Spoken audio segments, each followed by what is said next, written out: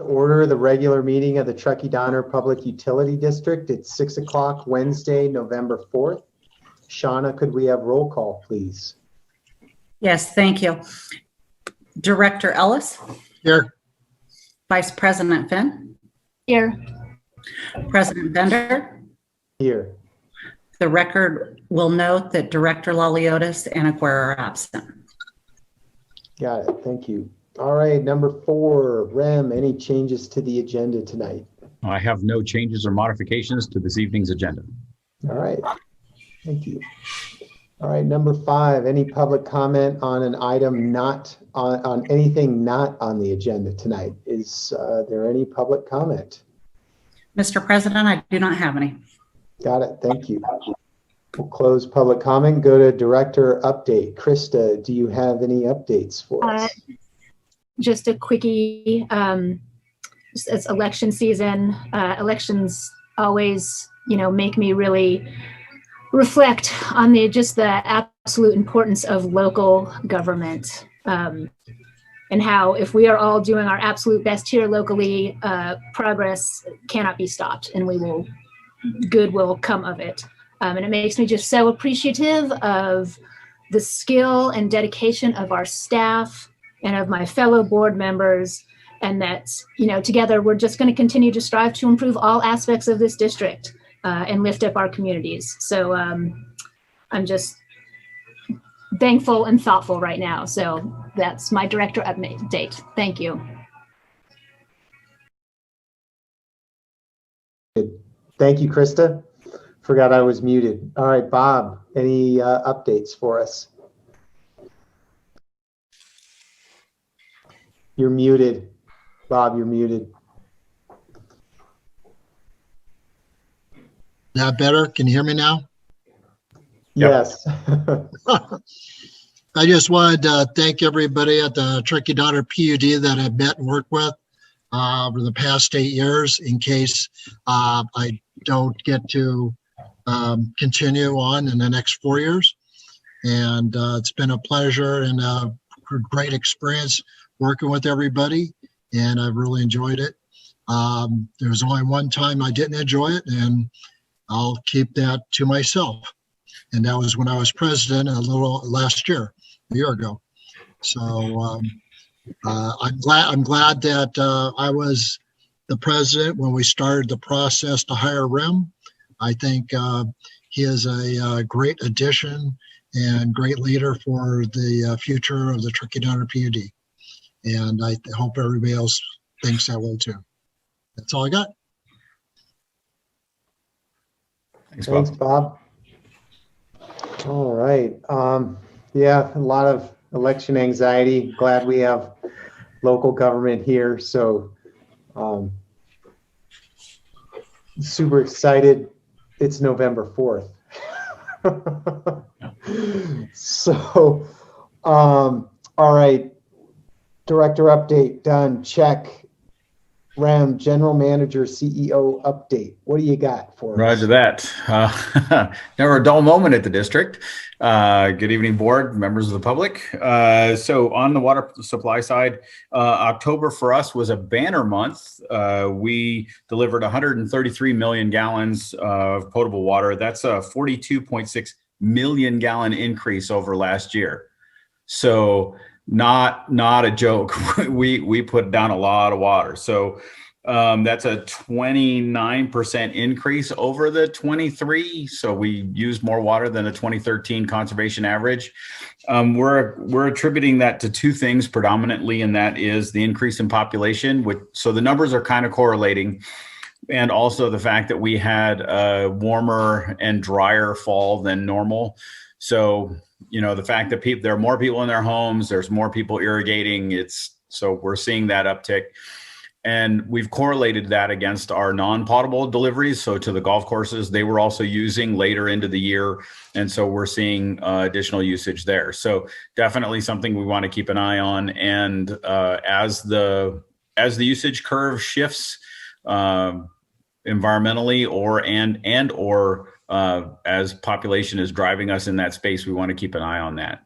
That's correlated also to our our September, remember power is a month behind, but our September power deliveries were 12.2 megawatt hours delivered, megawatt hours delivered. That's 8.6 megawatt hour increase year over year for the month. So again, a significant usage for us, and that did put a dent in our RPS. So our RPS was 61%.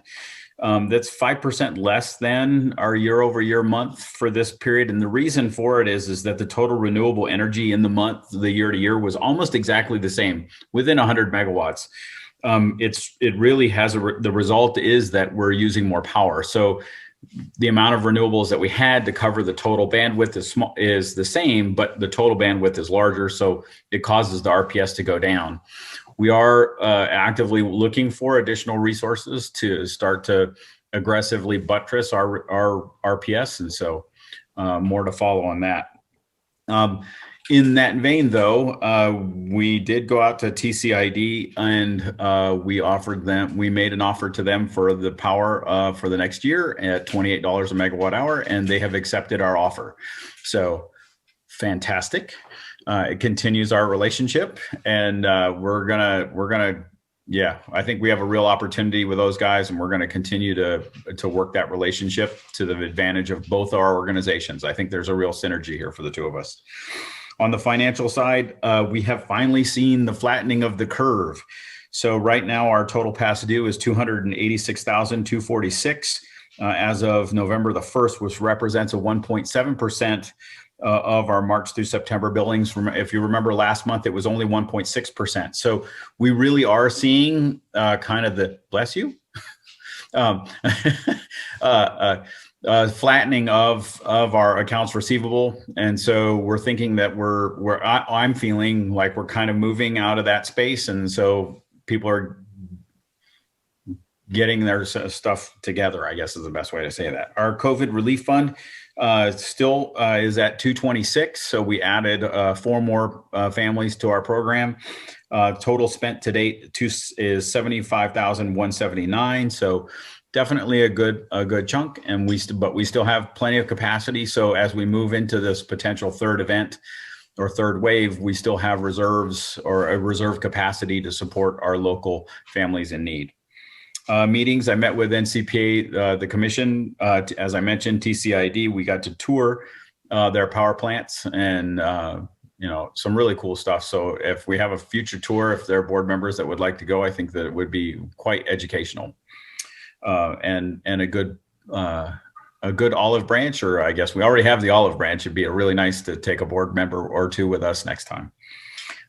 Meetings also met with the Workforce Housing Agency, which we'll hear from this evening, for their strategic planning initiatives. Our COVID response has recently changed, as we have had 2 members of our staff identified as having COVID. These were they were non-work place related, and so. But what we have done is we have moved some of our crews into. We've separated them operating outside. Those members of the staff that can work from home have been sent home. Those members that have offices are still allowed to come in. But for the most part, we're kind of moving back to a kind of where we were in March. Just for the next week or so, I'll do a quick shout out to Tahoe Forest Hospital. I had the opportunity I reached out to Harry, the CEO over there, asking for some support because we needed to do a series of rapid tests so that we could essentially baseline our electric crew and some of our water crews, make sure that they were all safe. And they were extraordinarily accommodating and helpful and really put the pedal to the metal to help us. And so kudos to Harry and his staff over at the hospital. With regard to the strategic planning, I think our strategic workshop the other night at the Cedar House went fantastically. Kudos to the board and staff. We got our goals built. We got our first set of objectives put in. Staff is now buttressing that, and the board will see that at a future workshop. So we're working hard to make sure that we have a very clean and presentable set of goals and objectives initiatives, objectives, and projects for the workshops that will occur in January. Staff development is moving forward, as well as the communication team. So we're preparing, the communication team is preparing for the outreach efforts both in December and in January. So they're working hard to make sure that those events are really top of the line, and that we can get a really good sampling or a good level of participation from the community. I'm really excited about being able to reach out. So we'll have the survey, but then we'll also have, I think, roughly 6 workshop events with the community, 1 Hispanic driven, 1 and then the others neighborhood driven. So we'll be training up staff to facilitate, also have facilitators in the room. So it's going to be all hands on event so that we can get the best information we can for the board. On the renewable energy front, we continue to work to prepare for Sierra Business Council to do our GHG, greenhouse gas audit, and I'm excited about that. Town fueling station, that project continues to move forward. I had a nice but brief meeting this morning with Jen, the new town manager, and I'm excited about being able to work closer with the town as we move a lot of these opportunities for our community forward. Go local government. Water operations, we continue to prepare to deliver carbon-free water as a system-wide benefit to the town. Mr. Wright continues to work on that with the registry. And then on the big push so far, and thank you for the approval of the contract, we have executed the contract with the EES, and we have had the kickoff meeting. So I am optimistic. If nothing gets in our way between now and December, we should have at least a draft rate package for us so that we can start a pure renewable rate in 2021.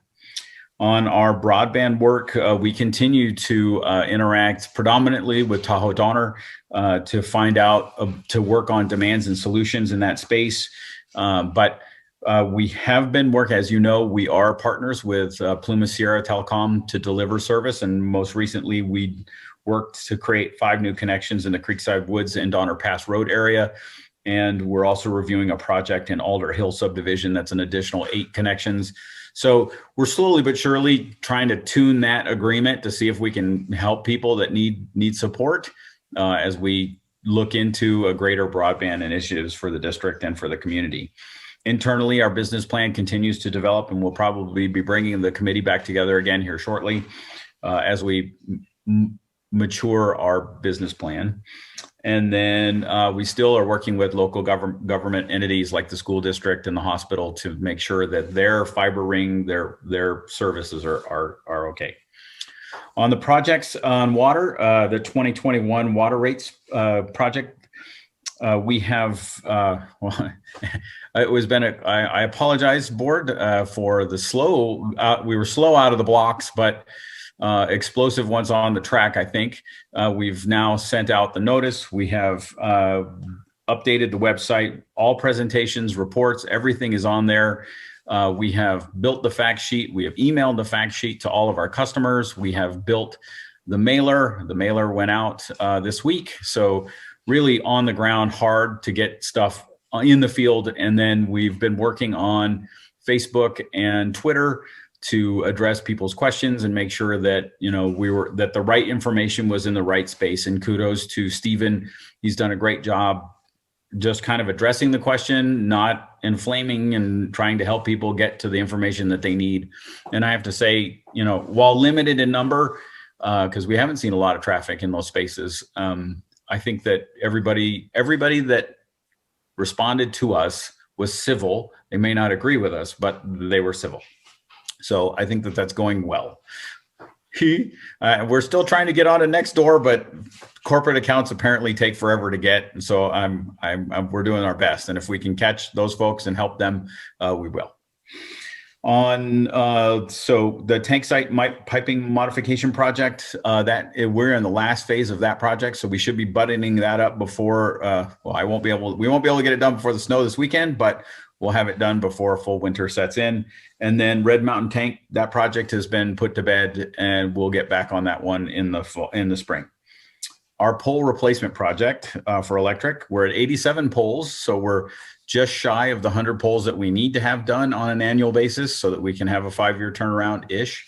But crews up until most recently, we were doing a great job. We're going to be slowed down for a little bit, but we're doing a great job. The limiting fuse project. So this was the one where we're taking the fuses that spit out hot metal and replacing them with a much more expensive but a much safer fuse. That project is still moving along quite well. We anticipate that our work right now for the 2020 is complete, but we have and we'll be able to finish up our work in 21. And then Northwoods Boulevard mainline circuit rebuild project. So this was for the shopping mall across the street from our main building. We brought them down for an evening, did some circuit work for them, rewired the shopping center, and did some connection work for those folks. We got that work done. That was a Friday night, and everything went well, so it was good. Oh no, it didn't go well. We blew a hose on one of our Altec trucks, and the hydraulic hose spit a little bit of hydraulic, so we had a little hazmat spill. We took care of that, and then you can't fix that hose easily at our office, so you got to send it off, and it's not cheap. Veg management, as you know, Wright's Tree Service continues to work for us, and they will through the winter, and will support us as during storms in the season. The district's Wi-Fi project at Donner Creek, we found that there was a space where our signal wasn't reaching, so IT built a 4th antenna array for them. So we've dropped that. So I'm guessing, I think the last time I heard, we were in the 30 plus students in that area that are currently being served by us. And IT is now preparing to deliver service to Village Green. So we're marching forward with that project continued. And then some of our new media also identified us as the point of contact for families in need. So we've had 2 families contact the district who have need for internet services. They're in places where we don't traditionally go. So we've connected them with the school district, and we've actually asked them to be on our broadband working committees. And one family said they would be more than happy to help. So we put them in the bucket, and the other family was not interested. So we continue to try to find ways to support our community and deliver service in the best way we can. The Donner Lake cleanup, thank you board members for attending, and thank you to staff. I think it was a fantastic event for our first. And I have to say, for me personally, it was the first time I'd ever engaged in anything like that. And I have to say, I feel more connected to the community than I ever have at any other place that I've worked. And that was just for picking up cigarette butts and Band-Aids. I had a great time. And then we have completed and submitted the Cal OES grant that the board approved the other day. So hopefully $300,000 is coming our way. And I anticipate this is the beginning of something great. I had the pleasure of speaking with Rachel Hutchinson, who is a friend of mine from on the other side of the hill. She now works at the U.S. Forest Service and is the watershed coordinator for the U.S. Forest Service, and definitely a point of contact for us in future projects as we work with not only the forest, but our local NGOs in the Martis Basin. I'm very excited about that. So, and with that completes my update, sir.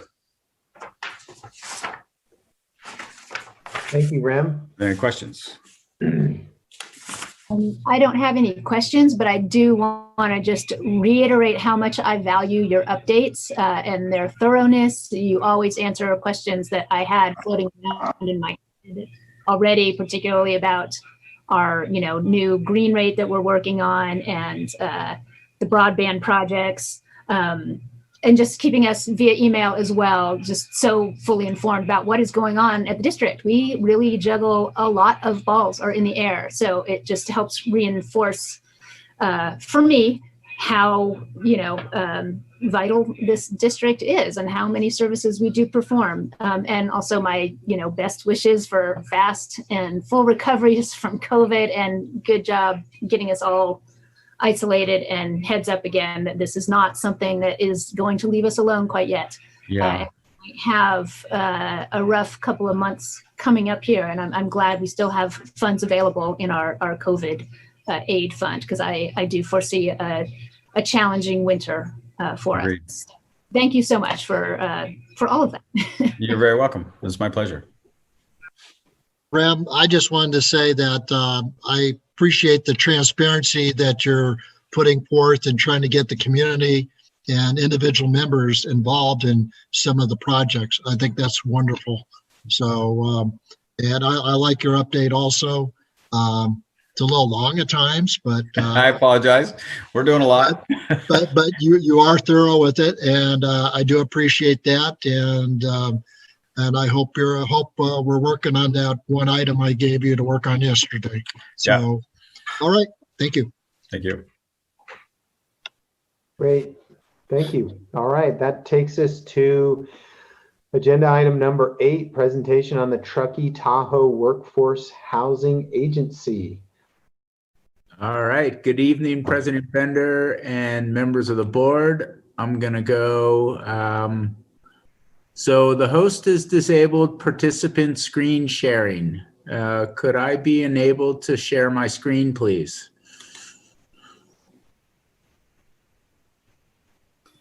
One second, Steve. Yep.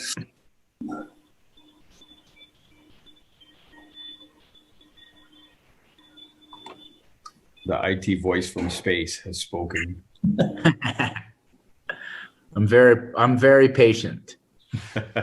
So while we're waiting, I do want to introduce two guests that we have that we're going to be a three-headed presentation here. Emily Vitus has joined us. She's the executive director of the Truckee Tahoe Workforce Housing Agency, and she's going to give an update on the work they've done in the last year. And then Wendy Sullivan has joined us, and Wendy is a consultant to the housing agency who did our employee needs assessment along with that of our 3 partner agencies. And she's going to go ahead and share the results of that study that was included with the staff report. I am still disabled. Yep, 1 second. Haven't seen this before. Might it be Shauna who has to do it as the meeting host?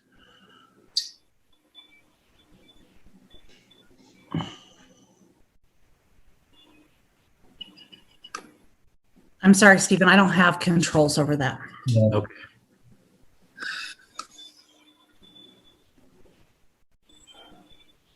Can you make that request, Steve, one more time?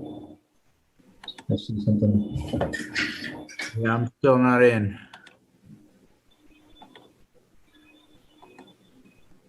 Emily, can you try to share? I did put this with Emily as a backup. I'm also disabled.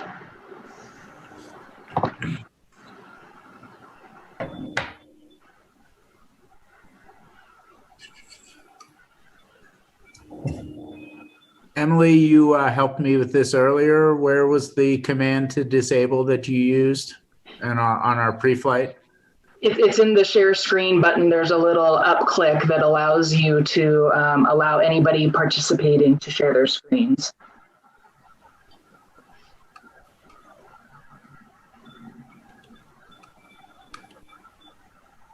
Ian, as a host, I am also disabled. Okay.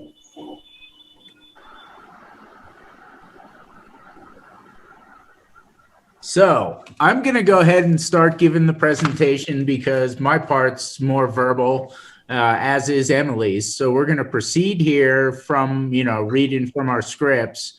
It's really the Wendy part of the presentation where we get into some graphs that I think it becomes important. So I'm going to go ahead and start. So this is workshop item 8. And it's a update on the housing agency and really a focus and discussion on the employee housing needs survey. Employee access to achievable local housing is a long-term issue for the district.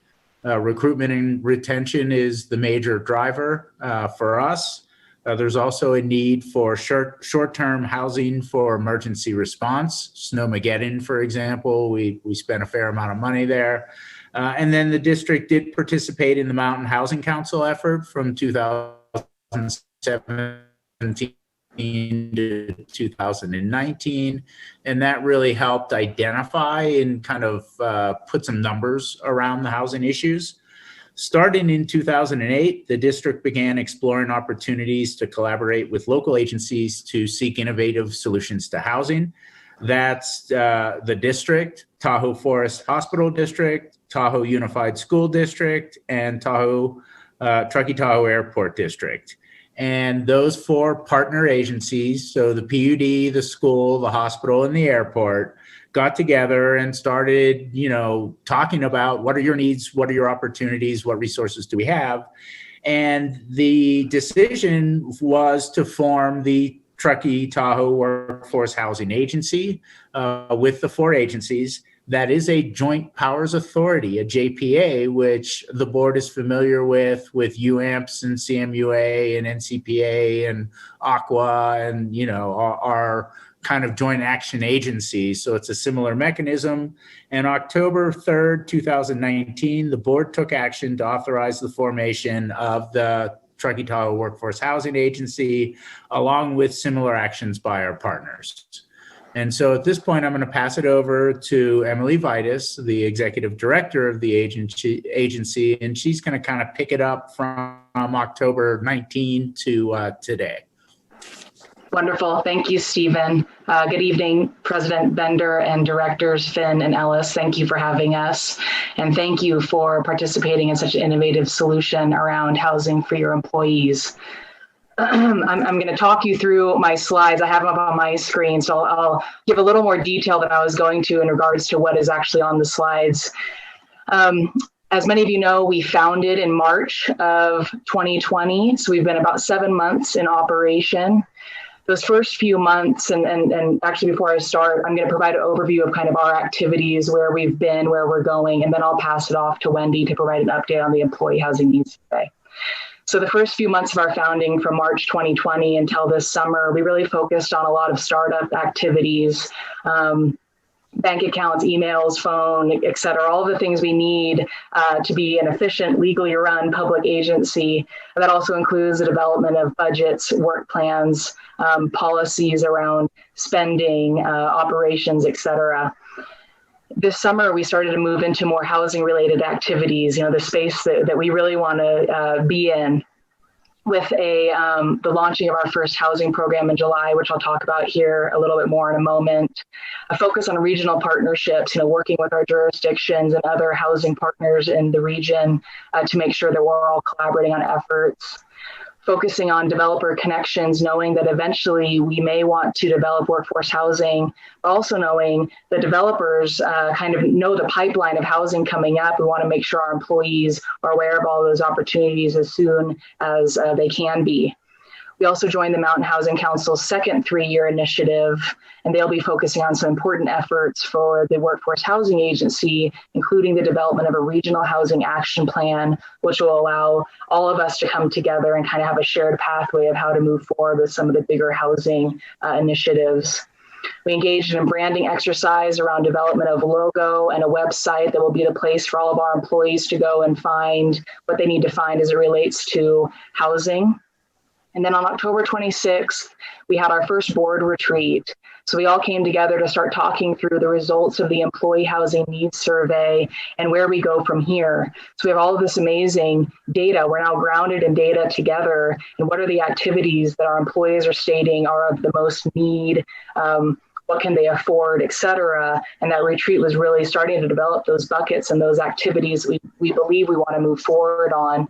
Some of those buckets include pathways to ownership, creating an inventory of housing units, finding ways to support employees in their housing search, and then other kind of miscellaneous activities, which include everything from general education to non-housing related activities that impact one's ability to access or afford their housing.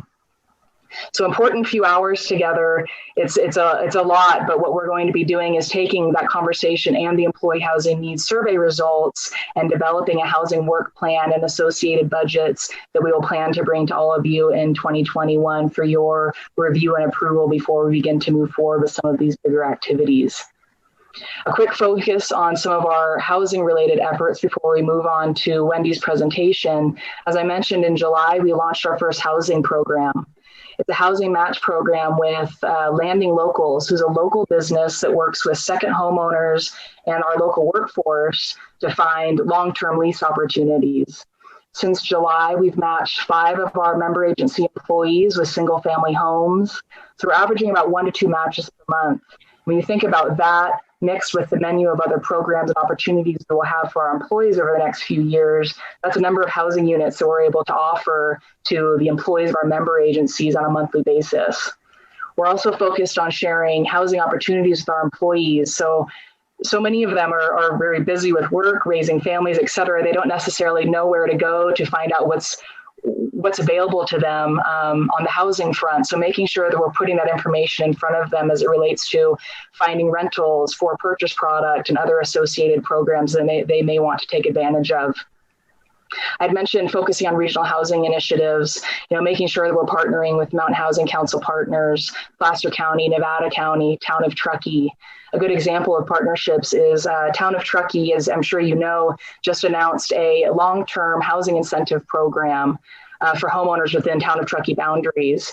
And when they presented it to the town council, they referenced the Workforce Housing Agency and said, these are employees that we want to make sure that we're housing. These are the employees that will create demand for the supply that we are providing through this program. So that's wonderful that our partners are already thinking of us as they create programs for the region as well. And then finally, our employee housing needs survey. So this has been about a 6-month project. Wendy wrapped the report up in October. And as you all know, that is kind of the foundation for how we're going to move forward. So all the important data that we need to understand what programs are going to be the best fit for our employees.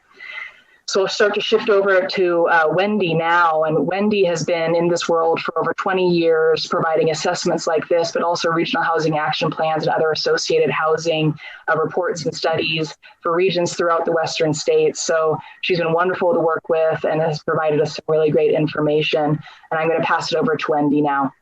Thank you all very much. And that is outstanding timing by Mr. Ian Fitzgerald. Very, very well done, sir. All right. So I'm going to go ahead and forward us ahead and get to Wendy's presentation.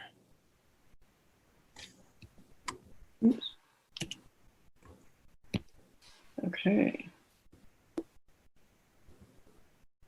Tell me when, Steve. Yep. I'm just clicking ahead with a little delay here. There we go. Wendy? Great. Okay. Thank you. Yeah, and good evening, President Bender and board members. Very much appreciate you taking the time to learn more about housing and specifically housing needs and concerns of employees of the PUD in particular. Anyway, I guess I'll just move forward because I know we're short in time. Next slide. I'm a little locked up here, so bear with me for a second. There we go. Okay. So basically, I'm going to run through the employee housing needs survey and study that we did. So I'll just, this is just an outline of the presentation. I'll introduce the purpose and methodology, key findings from the study as regarding the impacts on employee recruitment and employees in particular, and then program options and preferences that we fielded through the survey. And then Stephen will talk about next steps. Next slide. So basically, the purpose of this study was really to help the Tahoe Truckee Workforce Housing Agency understand the extent to which housing issues, concerns, pricing, availability, et cetera, were impacting the ability to recruit and retain employees. And also understand what the employee housing problems and needs specifically are, because then you can understand more about how to address them, and then potential programs that employees are interested in. The methodology, we really used an employee survey to get primary information directly from your employees.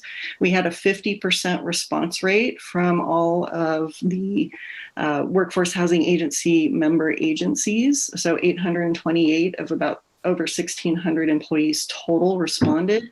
We had a higher response rate from the PUD. It was about 58%. So, that kind of speaks, a little bit to the importance of this issue to the employees in general. We also did focus groups and interviews with department managers and recruiters to understand from the recruitment side and their side what sort of issues employees are running into and difficulties they have. Took a snapshot of the market in the Truckee area so that we understand what the housing market is providing versus what your employees need, so that therefore you can better understand the gaps and the issues. And then took a look at the existing workforce housing agency member employee housing that is available.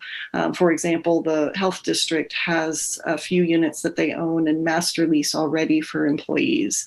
And then as Stephen mentioned, you guys for emergency needs, say in bad weather, will lease hotels, et cetera, in the area for employees so that you can have them on the ground when you need them. Next slide. So in looking at the PUD in particular, your needs are a little bit different in terms of priority compared to the Workforce Housing Agency overall, and that is primarily due to the demographic and characteristics of your employees, which I will talk about in a minute. But the primary needs that really came forward through this research were, number one, new employees needing to find housing. It's very difficult to get into housing in today's housing market. It's very tight, it's very expensive. Emergency on-call needs. You have a lot that commute in from outside the area. When you need them on the ground, you need to house them locally in terms of bad weather. And then some ownership needs to help renters get into ownership and owners to either move up in housing or relocate if that's their preference, to help retain these employees over the long term. Next slide. And so some of the unique factors compared to the Workforce Housing Agency employees overall is, in essence, your employment base tends to be older, more established, a longer employment tenure. As a result, for example, most of them own homes, 86%, which results in relatively stable housing, which is great. But as I mentioned before, a lot in commute. So it results in different issues from renters, a high renter base. You have fewer families with young children. So in other words, more of your families are more established. They're not just trying to get going and get their foot in the door at this point.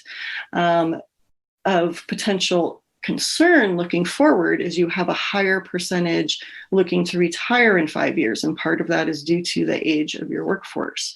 About 20% are looking to retire versus about 11% for the Workforce Housing Agency overall. And then taking a look at the in-commuting rate, about 55% do not live locally, but interestingly, the majority of them, about only 20%, would prefer to live locally if they had options available.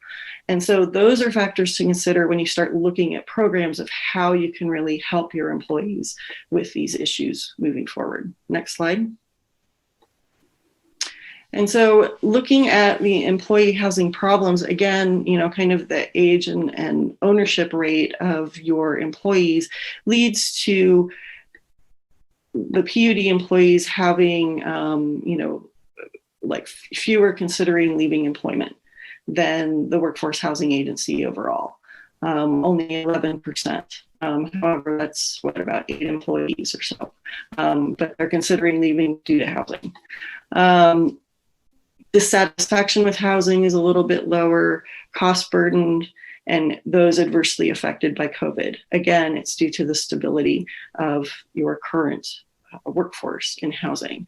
However, of interest is that this one in blue, the difficulty finding housing, this was the same as the Workforce Housing Agency employees overall. 43% found it very difficult, and 5% are still searching for housing that is suitable for their household. When you look at employees in particular that have been working for you for less than 5 years, this jumps to 67% found it very difficult. This again speaks to the potential looking forward. Okay, when you're trying to fill positions as people retire, what sort of issues are we running into? Next slide. And so then we look at the employee recruitment and retention side. It was estimated through interviews that about 2 to 3 employees do decline job offers per each year due to housing concerns, either inability to find housing or housing being too expensive. New employees that do come in tend to need to find housing quickly, and most of them therefore find it elsewhere. So they don't find it locally.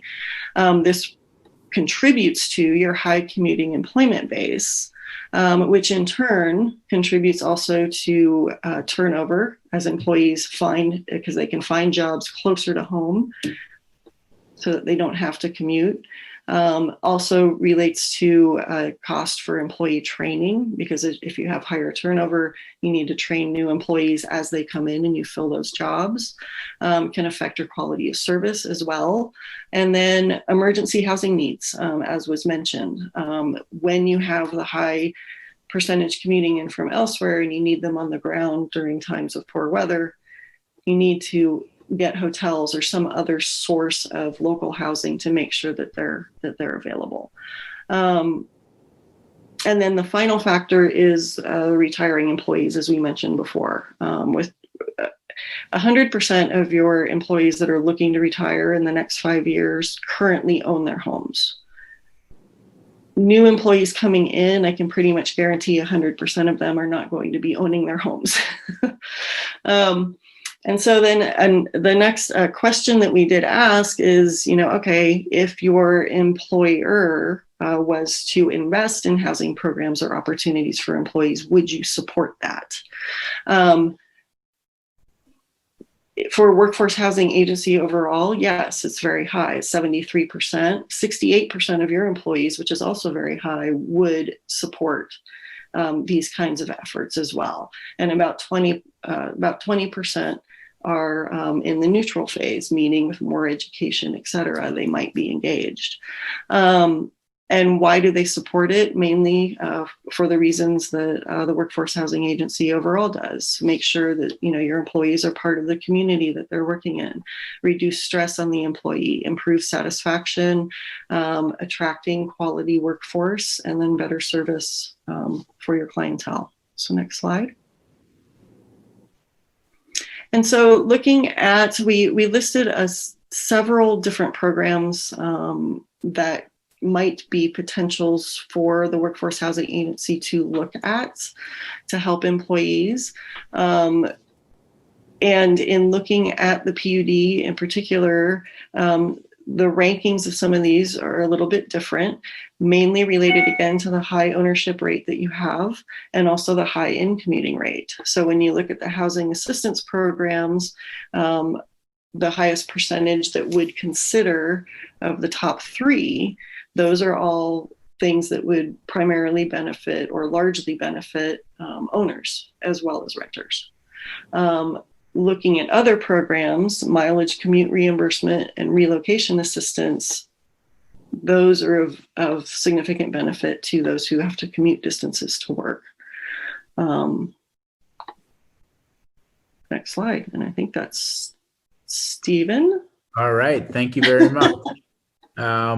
I'll finish up here quickly and then the board will have opportunities to ask questions. So our next steps are to consolidate feedback from the presentation. So a similar presentation that the board is getting tonight has been given to the school, the airport, and the hospital. So all boards are seeing the data, considering their individual data, and then considering the overall consolidated data for the community. We're going to continue to develop programs and services as as we can within the framework we have now. As Emily mentioned, we're going to develop the fiscal year 21-22, the housing agencies on a fiscal year. So their year is July 1st to June 30th, and the budget that goes along with that. And then as mentioned, those will be presented to this board and our partner agency boards for consideration. Next slide, please. There is no fiscal impact associated with this workshop item. And next slide, we'd be happy to answer any questions at this time. Great. Thank you very much, everyone. Is there any public comment on this workshop item? Mr. President, I don't have any public input. Got it. Thank you. Okay. All right, screen sharing off. Here we go. We see everybody again. Krista, any additional thoughts or comments, questions on workforce housing? And not questions necessarily. It was a pretty thorough report that we received in our packet that I did read all of. Things that sort of stuck out to me, there were a lot of comments. Is there any way, like I didn't notice in my report, like that were from our employees specifically? I would be sort of interested to know, but I mean, that's part of what you're doing with this whole report, is giving us the data that is specific to our district and our employees. But there were a lot of interesting comments, both for and against, and I would sort of be interested to see what, particularly the against things, like if we have employees that are really like, oh no, we really don't want you guys spending. I would like to know about that so we could, again, embark on an education sort of odyssey about it. Because this is definitely, you know, a tough problem, an intractable problem in our region. And I know the town has been thinking about it and working on it. I've attended a lot of Mountain Housing Council meetings, and there aren't, as of yet, easy solutions aren't out there. You know, it's kind of, we have to throw all the spaghetti at the wall and hope that some of it sticks. And I'm happy that we are a little bit ahead of, I think that our greatest need for this program is going to be as we have portions of our workforce retire, obviously. So if we can get this sort of rolling now, which I'm happy that we decided to join, and see what sorts of solutions work for other agencies as we go, and before we kind of have a full, more desperate need. But obviously, you know, obviously we have a need even right now. REM might be. So yeah, thank you for putting all this information in a somewhat digestible form for us, because it is definitely a lot of work, a lot of information, and then a lot of sorting, as you talked about. I believe Emily talked about putting it in buckets and what our employees most interested in. And we are, I think us in the hospital district have a lot of similarities in that we need sometimes temporary housing in emergency situations. You know, we have to keep the lights on. They have to keep the hospital running. People need care taken, and in unusual events, people get stuck here. When you have a long commute, it's an impactful thing. So yeah, I'm interested to hear what the hospital thinks and what sorts of things we all can come together on. So thank you very much. Very informative. And I'm glad that we're in this mix at the moment. So thank you. Thank you, Director Finn. And we did have, I believe, half of the employees who filled out the survey submitted written responses. So I will pull those out and we will share them with you and the board. Great. Thank you. Bob. I thought it was a very good report. A lot of information there. I'm thinking, at least from my mind, maybe zero interest, $100,000 loans or whatever for down payments and things like that might work. I don't know. If we could get some of our employees a little closer to home, it would obviously be a little bit, it would save us money in this respect of wear and tear on our vehicles. So, because a lot of those employees do take the vehicles home, and they are putting a lot of miles on them, commuting back and forth in the company vehicles. So there could be a cost savings there in one area, you know, an expense in the other. But as part of operating the PUD, I think we definitely have to seriously look at everything you guys are looking at right now. Thank you. Really good comments there. Thank you, Krista, Bob. Yeah, as I was heading out north, I saw a PUD truck rolling in, 89 South. There they are.